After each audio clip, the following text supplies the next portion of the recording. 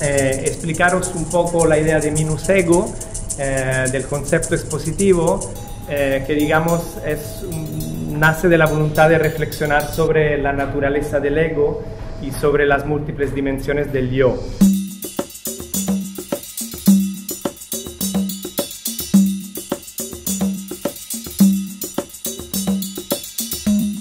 Also grundsätzlich denke ich, dass ein Ego was Gesundes ist. Was ich eher beobachte, ist ein mit unterschiedlichen, unwichtigen Dingen überhäuftes Ego. I wish I care.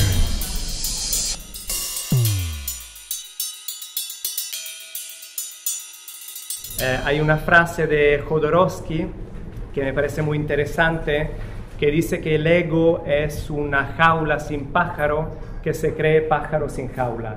Entonces, en este sentido podemos entender el ego como un contenedor sin contenido, como una jaula, como una prisión, como una estructura superficial exterior que de alguna manera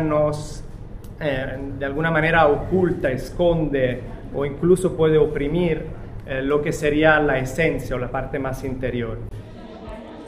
Ich weiß gar nicht, ob man das Ego ablegen muss oder soll oder ob es überhaupt möglich ist, das abzulegen.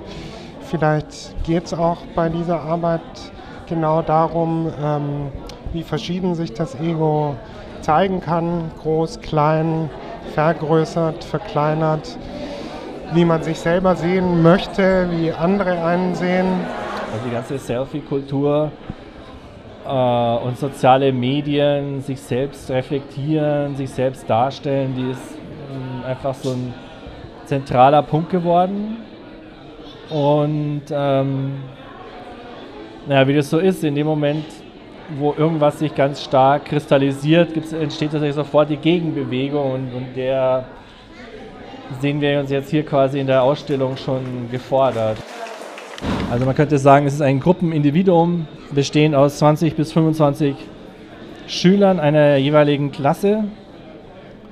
Und in dieser Diskrepanz zwischen der Gruppenwahrnehmung und dem Einzelnen liegt letztlich jegliche Form von Gesellschaft und Gesellschaftskritik zugrunde.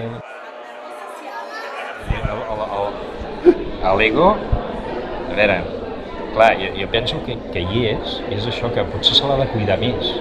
O sigui, molt encarinyo, perquè de fet, com més aprofundeixes en l'ego, més te'n vas cap al zero, cap a l'infinit i més cap endins d'un mateix, no? Però a l'hora que quedes com a buides també t'omples. Du weißt ja schon, worauf man verzichtet, oder? Nee, ach so. Lies dir das erstmal durch, das ist ja vorgegeben. Links. Okay, das sind die Optionen. Wenn man jetzt alles wegnimmt, was man oberflächlich gesehen eben täglich tut, womit man immer beschäftigt ist, was man denkt, was wichtig ist oder Automatismen, wenn man das alles mal so wegnimmt, was bleibt denn dann noch übrig? Was ist denn das dann? Home, no sé, lo d'abandonar l'ego és com una mica difícil, no? Perquè vull dir, sortir corrents, l'ombra sempre segueixes, no? I reflexes sempre tindràs. Suposo que igual es tracta més d'adonar-nos que l'ego, de fet, no ens abarca, no? O sigui que aquesta part de l'ego que tots necessitem per estar, no? Per relacionar-nos, doncs que no ens identifica plenament, no? Hi ha moltes coses de nosaltres que es moririen dintre de l'ego, no? I que necessiten altres espais que estan, no d'un ego més gran, sinó algo sense fronteres, sense forma, sense nom, que no està limitat, no? I que per tant el no està limitat està tant en tu com en mi, com en el Jordi, igual, en tot, inclús en coses i animals, no? नाव नव्हे, हे शब्द नव्हे, असल्याचे ज्ञान आहे.